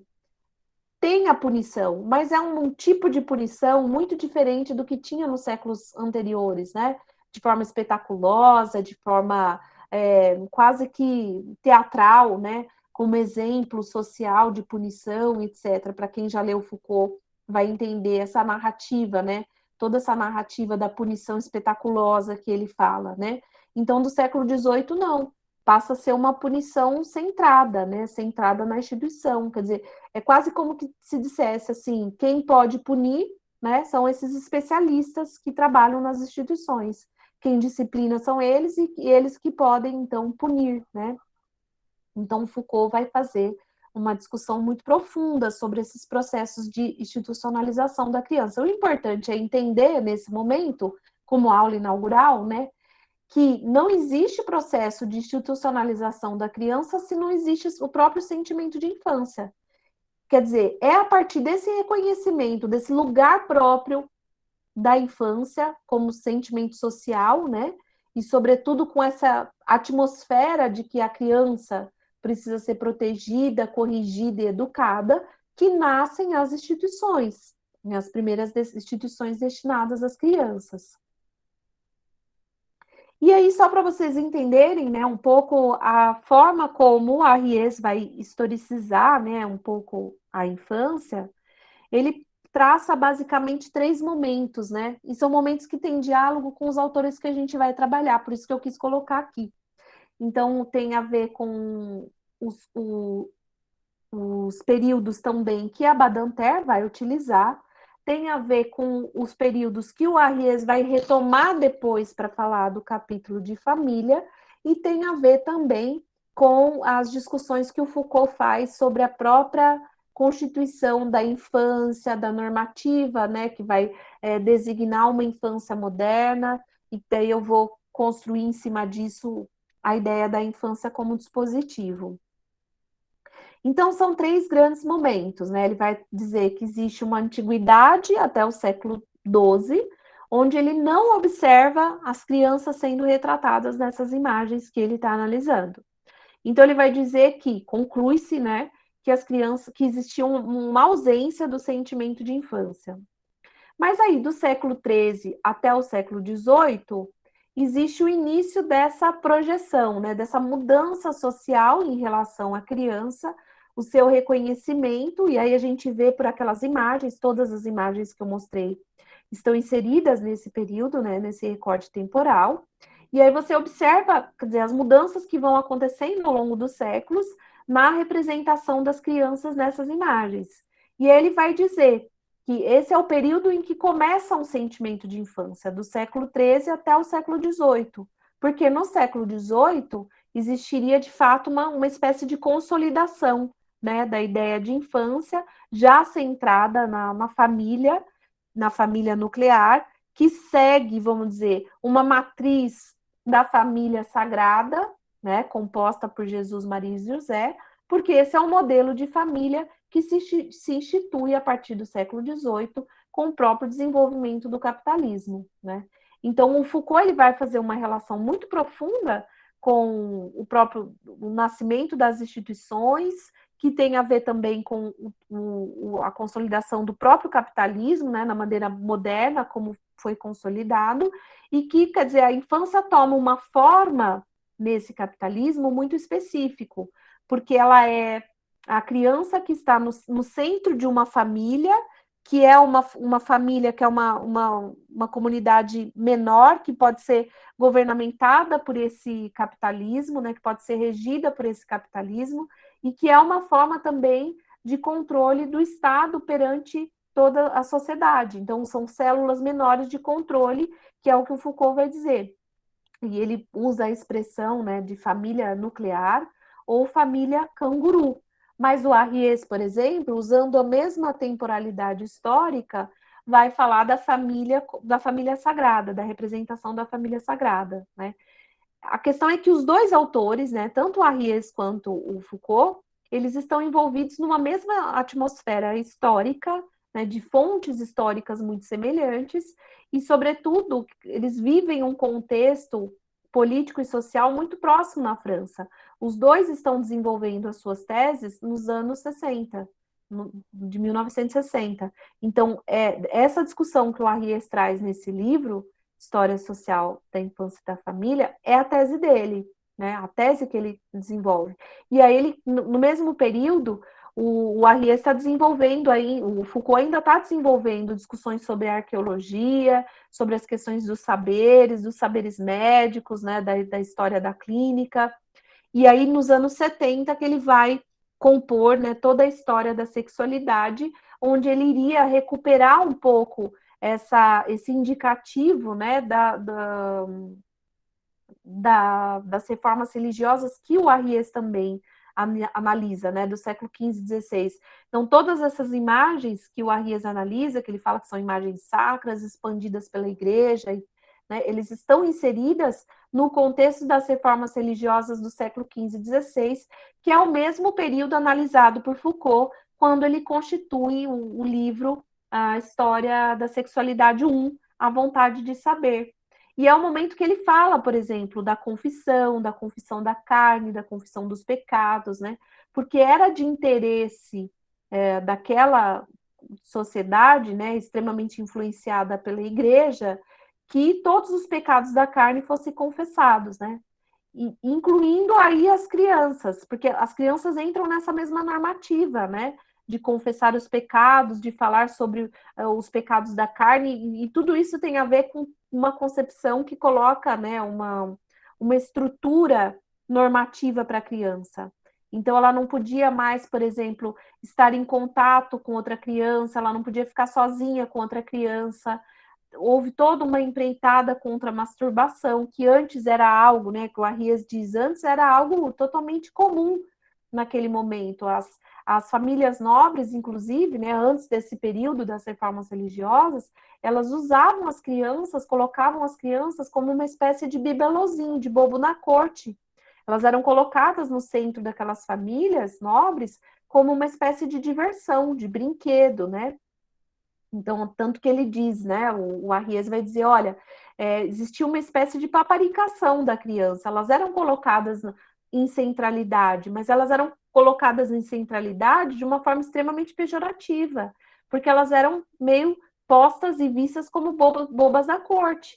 Então, o fato delas brincarem com seus órgãos genitais, né, e ficarem se masturbando era tida como divertimento para aqueles adultos. E aí, com as reformas religiosas, né, a partir desse período, isso passa a ser muito punido socialmente, né? E aí as imagens, elas vão servir como uma espécie de instrumento de educação social também, né? Para essa sociedade que estava se configurando, uma sociedade que estava passando por inúmeras reformas, né? No caso aqui, as reformas religiosas, depois, no século seguinte, reformas, a própria Revolução Francesa, depois a própria Revolução Industrial, quer dizer, uma sociedade que estava incorporando diferentes reformas e que a criança ia assumir um papel. Ela passa a ser, vamos dizer, uma projeção do futuro daquela sociedade, né? Ela é o futuro daquela sociedade. Então, o que a gente vai fazer com essa criança? A gente vai educar, a gente vai moralizar, a gente vai disciplinar, a gente vai ensinar o que pode e o que não pode em relação ao corpo, né?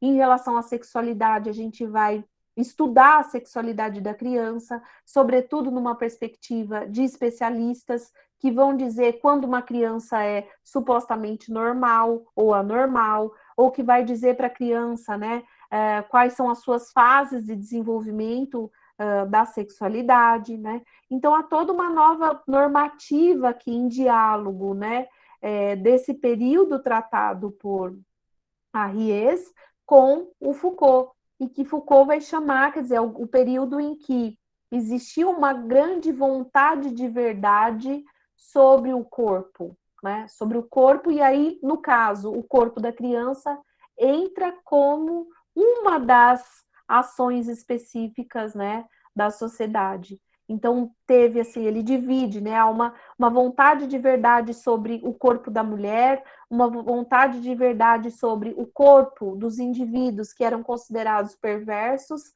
uma vontade de verdade sobre o corpo da criança. Só que a brincadeira, vamos dizer assim, né, o jeito sarcástico que o Foucault escreve sobre isso, é para dizer o quê? Que essa vontade de verdade, ela foi, na verdade, um movimento que camuflou a própria verdade, porque o que houve foi uma explosão discursiva de determinados saberes específicos sobre a sexualidade, sobre o corpo, sobre a educação, e não foi o fato em si, a realidade em si, né? Foram representações sobre essas realidades, construindo uma verdade específica, que passou a ser considerado verdade, né? Então, todas as instituições passam a ser, vamos dizer assim, projetadas, né, e conformadas a partir dessas verdades que foram ditas sobre as crianças, dessas verdades que foram ditas sobre os sujeitos tidos como perversos, que no caso eram as pessoas que tinham sexualidades, relações sexuais, né, ou orientações sexuais diferentes da relação produtiva, né, constituída da família, fora do contexto da família, ou fora da relação heterossexual, né, todas essas eram consideradas perversas por um certo discurso religioso que se tornou verdade, né, e que daí passa a normatizar as instituições a partir dessa verdade, né. Então, o Foucault ele vai trabalhar nessa dimensão.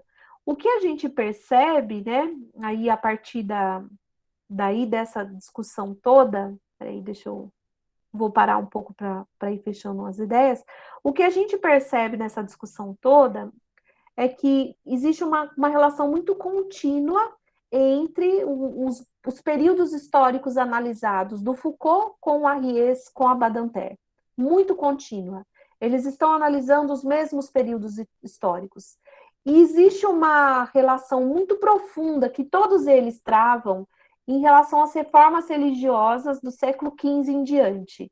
Então, dá a entender, todos eles dão a entender, que as reformas religiosas travam uma espécie de empreitada de controle do corpo, de qualquer corpo, do corpo da mulher, do corpo da criança, do corpo dos indivíduos com sexualidades consideradas que passam a ser postas como anormais, né? Toda uma empreitada em relação ao corpo. É a partir daí que nascem as instituições, porque as instituições nascem exatamente nessa abordagem que a gente está analisando aqui, né? Elas nascem no âmbito de disciplinar, controlar, proteger e educar as crianças, né? Esse corpo que passa a ser vigiado, né? E para que ele não seja punido, ele passa a ser disciplinado, né? Até o final da sua vida, tida como da fase da infância, né? O que a gente percebe também, né? E aí tem um pouco a ver com o movimento que eu fiz, né, durante a minha pesquisa de doutorado, que já faz algum tempo. Então, assim, algumas coisas a gente também tem a possibilidade de rever e reanalisar, mas o que eu coloquei na minha tese, e que eu trago também para vocês pensarem, é a ideia de dispositivo. O que o Foucault fala em relação à sexualidade? Ele diz que a sexualidade, né, a partir desse momento das reformas religiosas, passa a ser um dispositivo. Um dispositivo é um conjunto de mecanismos, né? O conceito em si abrange um conjunto de mecanismos, de leis, de medidas, de práticas que vão conformar a sexualidade dentro de um determinado padrão. Então, o Foucault ele conceitua a sexualidade dentro dessa nomenclatura. É um dispositivo histórico do poder. Claro que isso tem a ver com toda a relação com o que Foucault faz do poder, do saber, do sujeito, mas isso a gente não vai conseguir terminar aqui. O fato é que ele trava, né, essa relação da sexualidade como um dispositivo histórico do poder. Então, é como se...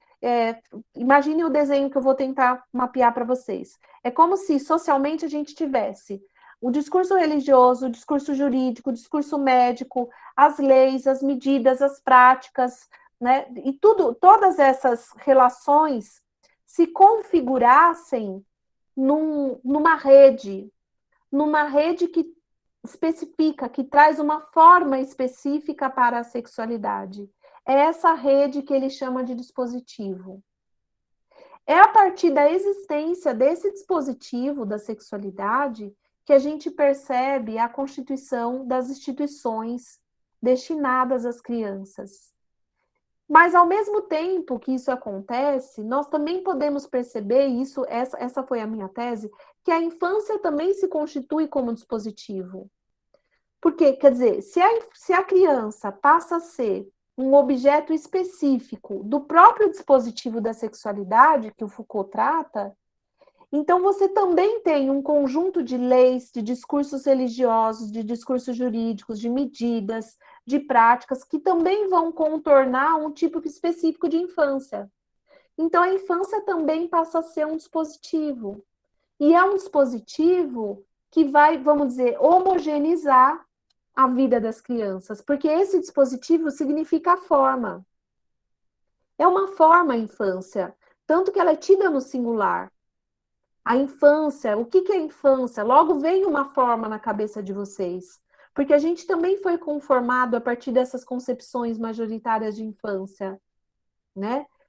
Então, essa forma é o dispositivo. E aí, quer dizer, nós temos muita dificuldade de pensar a infância fora dessa forma. Nós temos muita dificuldade de pensar as crianças fora dessa forma infância. Crianças que não se enquadram nessa forma são automaticamente excluídas das instituições escolares. Elas são taxadas de 1001 maneiras, elas são tidas como portadoras de síndromes variadas, né? Elas são ditas para elas que elas não têm uma infância, porque uma infância é X, somente aquela é uma infância. Se a criança não vive aquela realidade, é como se dissessem para ela que ela não tem uma infância. Então, vocês vão ver, por exemplo, os exemplos das atividades que eu coloquei no documentário Crianças Invisíveis, que é um documentário contratado, né, pela Unicef. Vocês vão ver inúmeras realidades de crianças que vivem situações não consideradas adequadas para a vida das crianças. E dizem para elas, então, que elas não têm infância, porque elas são crianças que trabalham, ou porque elas são crianças que vivem em famílias específicas, tidas como desestruturadas, ou porque elas são crianças que vivem em contextos de guerra. Porque existe uma concepção hegemônica de que a infância, ela é exatamente a vida, a fase da vida da criança. E se ela não vive essa vida naquele modelo, ela não tem uma infância, né? Então, perceber, né, conectar um pouco esses autores, é perceber que existe um discurso específico, uma verdade que foi construída sobre a infância que exclui as crianças. Quais crianças? Todas que não se enquadram nessa verdade. Todas que não se adequam a essa verdade. Todas as crianças que não têm um corpo que é tido como um corpo adequado. Então, crianças que vocês vivem isso diariamente como profissionais da educação. Crianças que não conseguem se adaptar a uma rotina escolar. Crianças que manifestam um gênero diferente daquele gênero que é atribuído ao seu corpo. Elas são tidas como desviantes, anormais, né? Que precisam ser tratadas, né? Então, nós vivemos um grande problema. Nós vivemos um grande problema e um grande desafio. O problema é esse: nós temos uma infância extremamente conformada e, sobretudo, conformada a partir de um modelo que é eurocentrado. Porque nós somos um país colonizado. E é essa infância colonizada que veio para nós. E nós temos, por outro lado, um desafio, que é perceber a maneira pela qual nós temos uma infância brasileira. E quais, sobretudo, quais infâncias são essas? Quais são as realidades das nossas crianças? O que elas vivem? Como é a vida delas? Que realidades são essas que elas vivem, né? Então, nós temos essa dupla jornada, né? De desconstruir esses discursos hegemônicos sobre a infância. E existem campos muito produtivos no momento, né? Que analisam diferentes infâncias, de pesquisas que vão tratar de infâncias no plural, que vão discorrer sobre crianças que são muito diferentes dessa infância hegemônica. Um campo que eu atuo, né, especificamente da sociologia da infância, tem feito largas pesquisas sobre isso, sobre diferentes infâncias, sobre culturas infantis, né, sobre a própria colonização da infância e desses modelos que nós recebemos, né, a partir da nossa colonização, e como é que nós podemos construir políticas públicas que se adequem às nossas realidades. Enfim, existem inúmeras pesquisas sobre isso. É um campo assim muito inicial ainda, com inúmeras pesquisas para serem feitas, né? Então, pessoal, o que eu tentei fazer hoje com vocês é assim explicar um pouco desses dois grandes autores, que é o Arriès e o Foucault, pela conexão que eles têm, sobretudo na relação da institucionalização das crianças, né? E de uma infância específica. Aí vocês vão ver, quer dizer, outras questões vão aparecer nas atividades, né? Indico muito que vocês façam um diálogo de gênero, porque o Foucault é um dos autores que dispara esse debate de gênero, mesmo ele não tendo falado sobre gênero. Ele debate a sexualidade e a forma pela qual a sexualidade foi posta como norma também, né? Então, ele é um dos autores centrais para pensar as questões de gênero, e aí vai ter um diálogo profundo também com as nossas realidades, né? Com o que vivemos hoje, com os discursos homofóbicos que vivemos hoje, misóginos, né? E muitas práticas também nessa direção.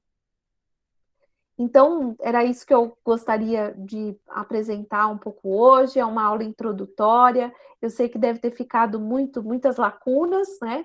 Mas eu me coloco à disposição para ir dialogando com vocês e oportunizar outras conversas com vocês também. Ok? Eu passo a palavra para vocês perguntarem, enfim, temos aí mais alguns minutinhos, né, Roberto? A gente pode passar para todo mundo agora. Só uma questão que eu estava te ouvindo. Eu acho que a gente tem, quando a gente vai pensar, né, nos estudos que são feitos, a música, a gente tem isso. A música que a gente conhece é a música da alta cultura, que eram as pessoas que tinham condições de estudar música e tinham condições de gravar música, né? Então a gente não tem outra forma de registro. Hoje não, né? Hoje em dia qualquer um, mesmo que não conheça música, não sabe escrever música, você tem as mídias, você consegue gravar um vídeo. Então, quer dizer, essas características são bem claras. E o Arriet, ele fala exatamente de um recorte que é de uma burguesia europeia, né? Então, quer dizer, aquela forma como era tratado, que é o que veio para a gente também, né, André? Que eu acho que isso que é importante, porque se você pensar em outras culturas, nos indígenas, nos asiáticos, nos africanos, talvez a consciência de infância fosse outra, né? É isso mesmo, né? Essa questão desse recorte bem delimitado, que é a crítica que a gente, que você comentou do Brasil, por talvez a gente ter essa cultura tão miscigenada que você consegue ver os índios, né? Como é que eles já tinham essa coisa dentro deles, né? Talvez essa questão, né? É isso mesmo? Estou falando besteira? Não, é exatamente isso, né? Então o Arriès, ele está vendo essa infância, vamos dizer, hegemônica, esse modelo de infância que foi se configurando. Por que, então, a gente perguntaria isso, né? Quer dizer, se tem tantas críticas desse autor, né, as fontes que ele usa, por ser uma fonte elitizada e tudo mais, por que a gente continua usando esse autor, né? Por que a gente não faz um movimento diferente? Bom, então, primeiro porque, assim, ele conceitua a infância, isso traz para nós um legado. O jeito que ele conceitua a infância traz para nós a possibilidade de historicizar outras infâncias, entende? Então, é essa questão, ainda que ele tenha retratado uma infância específica, o fato dele dizer que a infância é um sentimento social, nos motiva a olhar para outros sentimentos sociais de infância. Isso nos abre um leque de possibilidades de pesquisas. Mesmo, por exemplo, no Brasil, os historiadores que vão criticar o Arriès, eles fazem exatamente o quê? O movimento de olhar para outras infâncias brasileiras, né? E é exatamente isso. Então, nós temos, por isso que eu coloquei dessa maneira, nós temos um desafio, que é de fato fazer pesquisas que olhem para outras crianças e que possam, talvez, desconstruir esse modelo hegemônico de infância que veio para nós com os nossos processos de colonização, né? E que veio, então, por exemplo, né? A gente, nos cursos de pedagogia, o que se tem majoritariamente sobre crianças é Piaget, Vygotsky, Vallon, são esses autores. Só que, assim, existem inúmeros questionamentos sobre isso, porque que criança Piaget estudou? Piaget estudou os seus filhos, de uma classe social X. E a partir da análise que ele faz de Piaget, ele generaliza um conjunto de crianças. Ele generaliza o modo de vida da criança e o desenvolvimento infantil. Então, quer dizer, quando a gente pega, claro que tem muitas relações, e a gente consegue fazer conexões com o que esses autores produziram, mas, quer dizer, 3 séculos depois, não é possível que a gente não tenha outros estudos que possam caracterizar o desenvolvimento de nossas crianças, né? Ainda que seja nesse ponto de vista da psicologia. Então, de fato, a questão é que nós temos uma epistemologia eurocentrada em todos os cursos de formação de professores. E o desafio é esse, porque quando nós chegamos na realidade escolar, não existe aquela criança do Piaget, não existe aquela criança do Vygotsky, não existe aquela criança do Vallon, não existe a criança da Montessori, não existe, nós temos outra realidade. E aí nós ficamos numa tentativa, né, e as nossas instituições são orientadas a partir dessas referências teóricas. Então nós temos um descompasso enorme entre as crianças que nós temos, a realidade que elas vivem, e as instituições constituídas por um repertório teórico todo eurocentrado. Então, veja, nós temos uma infância modelo que veio com a nossa colonização e que é usada até hoje como referência nas instituições escolares. E todas as crianças que não se enquadram nesse modelo, a gente estereotipa, a gente cria, né? Enfim, percebe? Nós temos um enorme problema. Cadê as nossas teorias? Ainda bem que nós temos as nossas teorias, né? Historiadores maravilhosos falando sobre a infância brasileira, nós temos, ainda bem, nós já temos um campo em desenvolvimento sobre isso. Mas, em termos de formação de professores, nós ainda temos um grande desafio de desconstruir essa matriz eurocentrada. Um grande desafio mesmo, né? Podem falar, gente, falei demais. Pode falar, Adriana.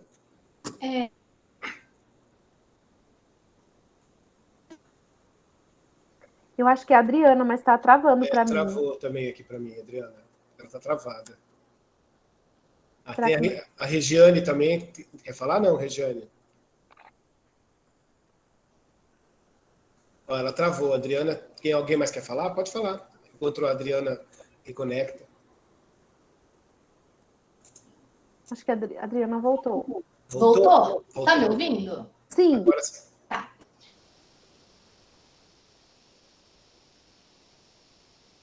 Esse autor, né? E me chamou muita atenção.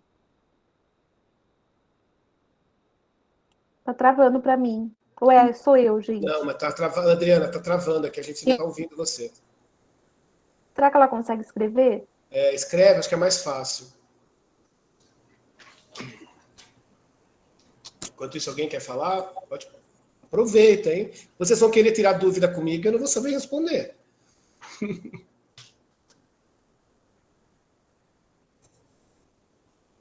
Vocês conseguem me ouvir com a câmera fechada? Sim, bem melhor, Adriana. Deve ser o sinal.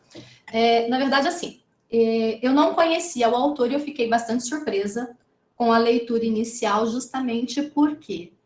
Porque tudo que a gente estuda, né, realmente é depois dele.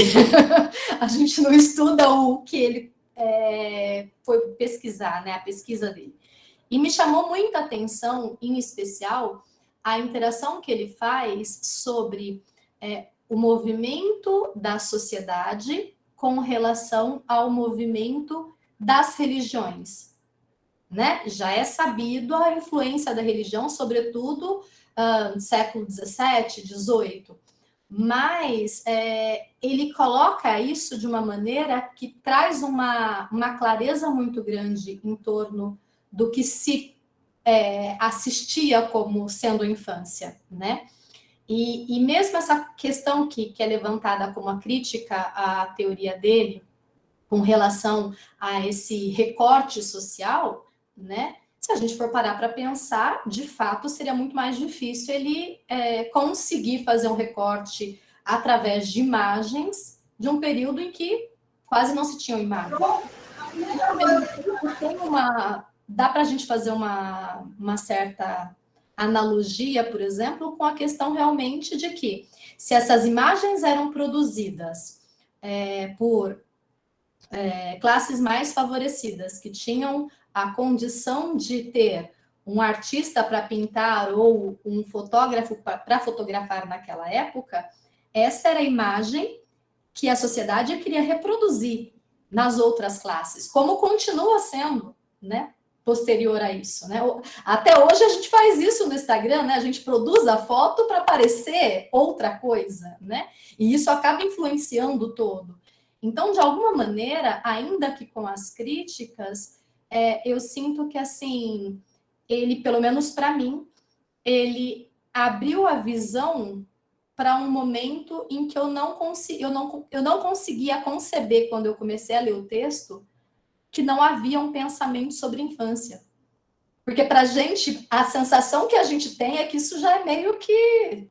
É como aprender a falar, todo mundo vai aprender. Né? E, na verdade, não é bem assim. Então, quando ele traz esse olhar, né, para um momento em que não se havia esse sentimento social com relação à criança, é muito interessante para pensar. E qual é o sentimento da infância que a gente observa hoje? Para que infância a gente está indo trabalhar? A gente está indo para a escola trabalhar com qual infância? Né? Então, assim, eu acho que, independente das críticas, é muito importante a forma com que ele conceitua isso. Isso dá para a gente uma série de interrogações. É exatamente isso, Adriana. Por mais que a gente possa criticar o trabalho dele, né? Por isso que ele é um autor central nos estudos sociológicos da infância, né? Nessa área mais histórica, né? Ele é um autor central, porque... E será que a Adriana está falando? Não, estou te ouvindo. Desculpa, eu achei que estava travando e que eu estava te cortando. Ele é um autor central porque ele nos abre realmente um leque de possibilidades. Quando a gente pensa a infância como um sentimento social, né, a gente abre um leque de possibilidades para pensarmos, por exemplo, qual seria o sentimento social das nossas comunidades nativas antes do processo de colonização pelos jesuítas, que trouxeram, sobretudo, uma imagem de infância, que deveria ter o corpo coberto, né? Que catequizou as crianças indígenas, que cobriu esse corpo, que moralizou esse corpo, que travou uma outra relação com corpo e sexualidade, né?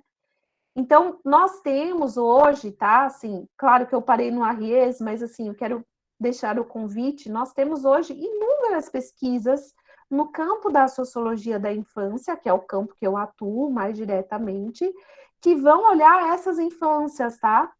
Que vão olhar crianças ribeirinhas, que vão olhar crianças indígenas, que vão olhar crianças de centros urbanos, que vão olhar crianças dentro de escolas, que vão olhar crianças institucionalizadas em instituições totais, do tipo reformatórios, né, orfanatos, etc. Então, existe hoje um campo muito largo de pesquisas na tentativa de, né, construir outras referências para pensarmos essas infâncias. Mas eu estou na pedagogia há 10 anos, Adriana, como professora efetiva. Eu ainda não pude observar a alegria de ver essa mudança na própria matriz do curso de formação de profissionais.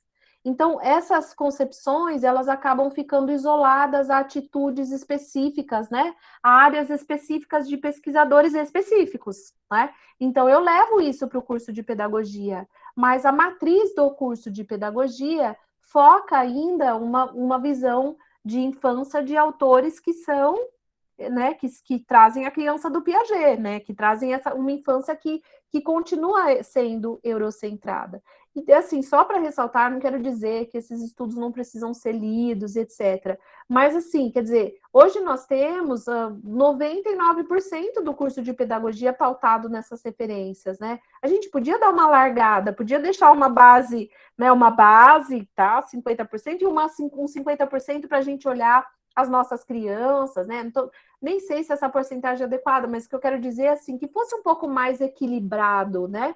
Os estudos desses clássicos que constituíram uma matriz, uma verdade sobre a infância, né? E que tivéssemos uma outra parte dos cursos voltado para nós entendermos a realidade das crianças, essas que nós trabalhamos nas escolas, né? Porque vocês sabem, vocês observam isso dia a dia, o descompasso é enorme. Sair do curso de licenciatura, assim, basicamente não te dá respaldo nenhum para compreender as crianças com as quais vocês vão trabalhar. E o mesmo a pedagogia, porque nós temos um repertório teórico, assim, pautado em crianças com as quais não são as nossas, né? Então, o descompasso é muito grande mesmo, né? É um desafio. E esse autor, ele nos possibilita isso, né? Por mais que a gente faça críticas, ele nos possibilita olhar. Então, acho que é isso o principal para nós, tá? Nessa disciplina. E tudo que eu pus para vocês no ambiente, né? Vai nessa direção de pensar a infância como sentimento social, que a gente está num campo histórico sociológico, e perceber um pouco como que essas verdades sobre a infância foi constituindo concepções específicas. E aí, claro, existem relações com a maternidade, com a mulher, porque quem cuida da criança socialmente é a mulher, e há um conjunto de discursos, né, não só religiosos, teológicos, mas um conjunto de discursos políticos, de discursos filosóficos também, que vão atribuir à mulher esse papel. E aí, quer dizer, isso vai compor a nossa feminilização do magistério, enfim, isso vai se derivando em inúmeras pesquisas, né, inúmeras possibilidades. Mas muito bom. Que bom que você gostou do autor, enfim, que bom que você teve essa relação positiva com ele. Acho que o Fabiano quer falar também, não sei se a Regiane está de mão levantada.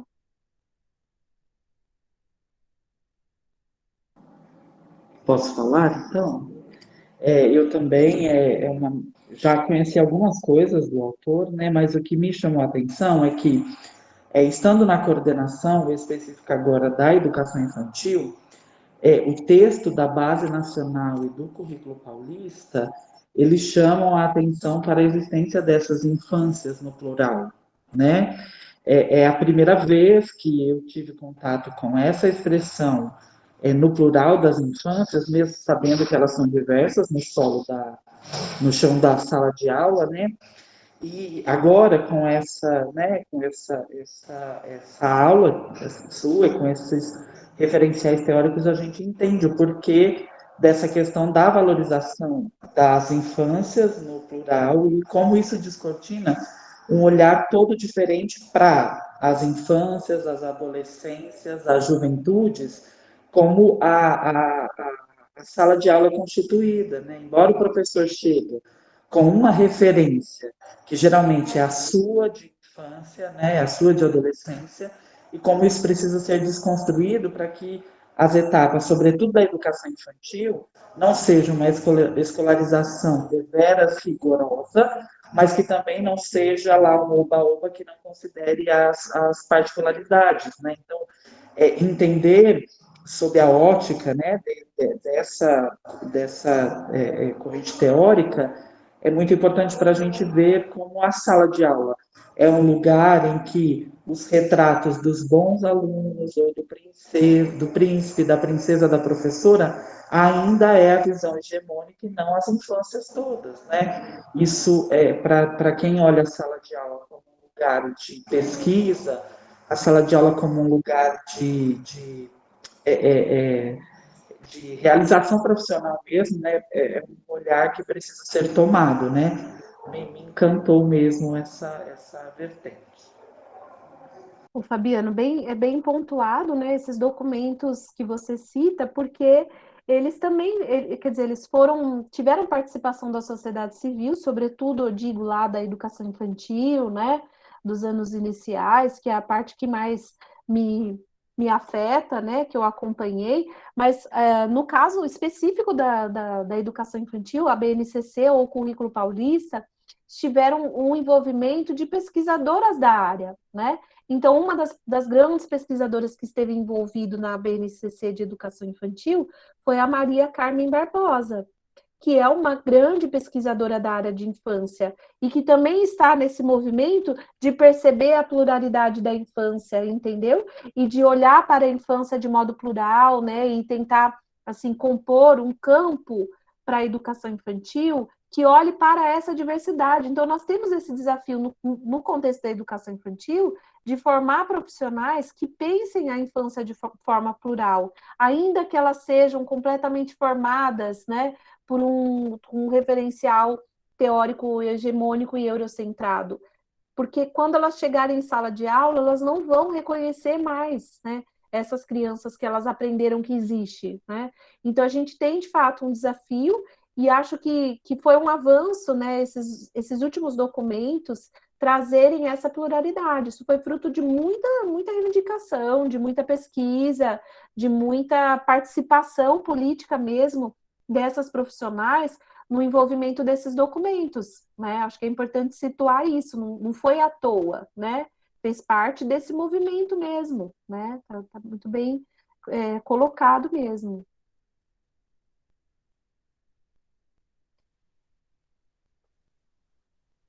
Muito bom, gente. Muito obrigada. Não sei se vocês têm mais alguma questão, assim, para a gente continuar conversando. Eu acho que, assim, é um tema muito... Eu passo um semestre todo discutindo esse tema com as minhas alunas, então, assim, aqui é muito ligeiro mesmo, né? É muito rápido para mim fazer essa abordagem, conectando Foucault, que é um autor dificílimo, com Arries, e depois com as autoras ali, a Badinter e as autoras da educação infantil, né? Então, assim, peço desculpas pela ligeireza, mas, de fato, assim, a disciplina acaba sendo assim, né? Imagino que todas sejam assim, muito rápidas. E aí eu deixo o convite para quem quiser fazer TCCs, né, o TCC do curso mesmo, dando continuidade a essas discussões, né, eu fico à disposição.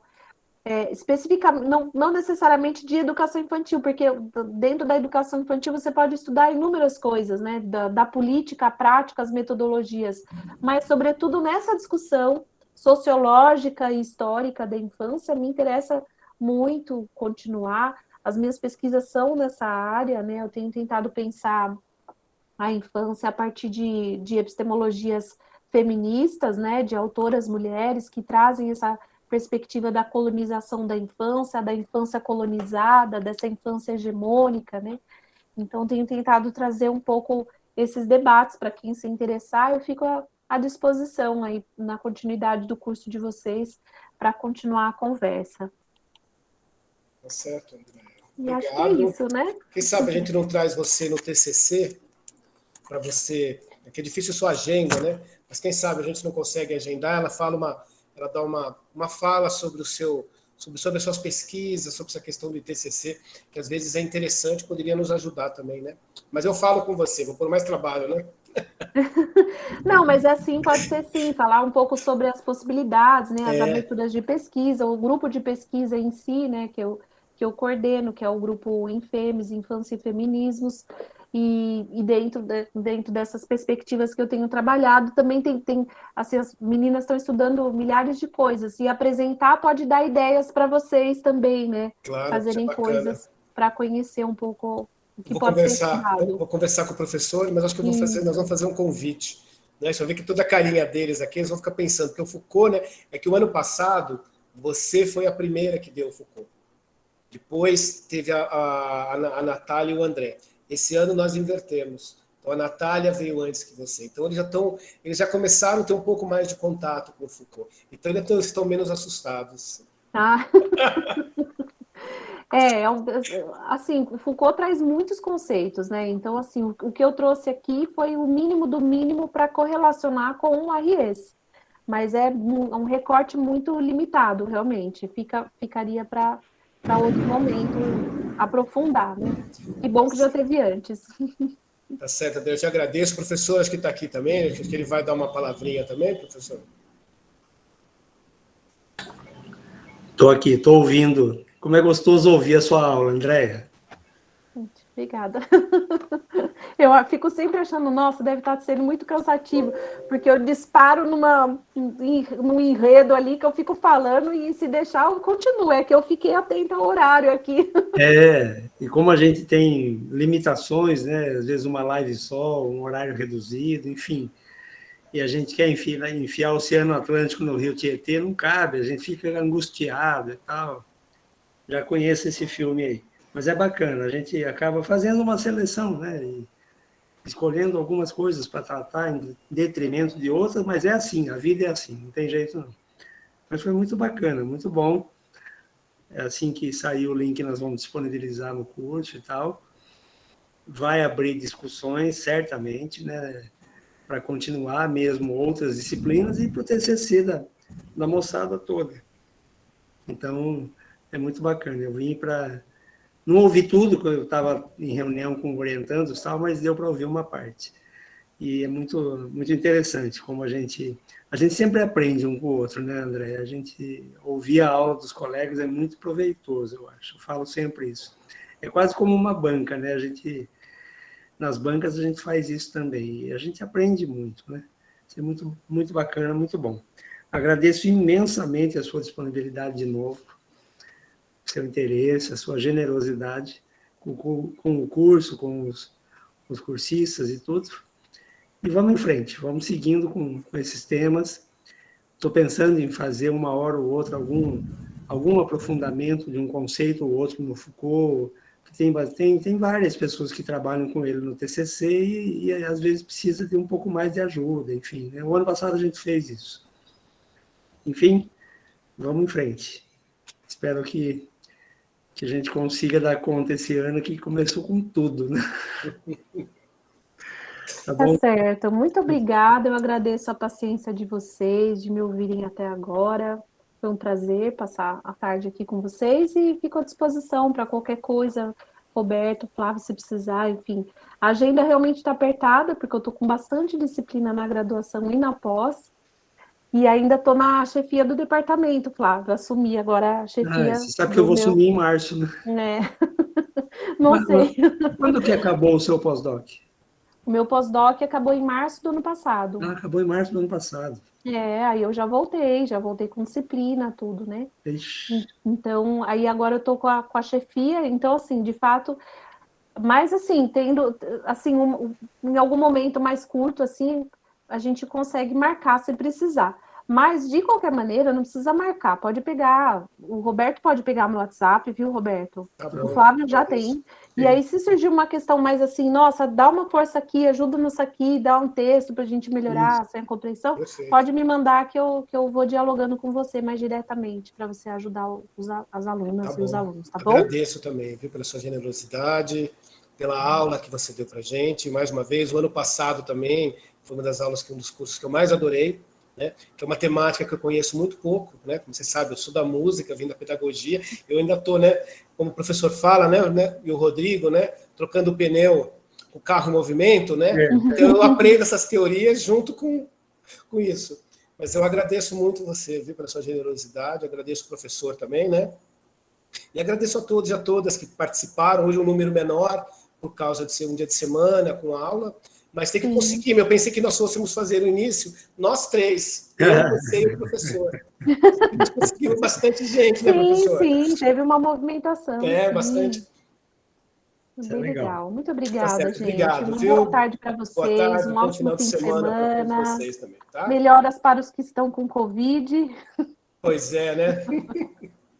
E vamos aí seguir para o ano ficar melhor. Tá certo. Tchau, um abraço, pessoal. Abraço, André. Abraço a todos, gente. Tchau, tchau.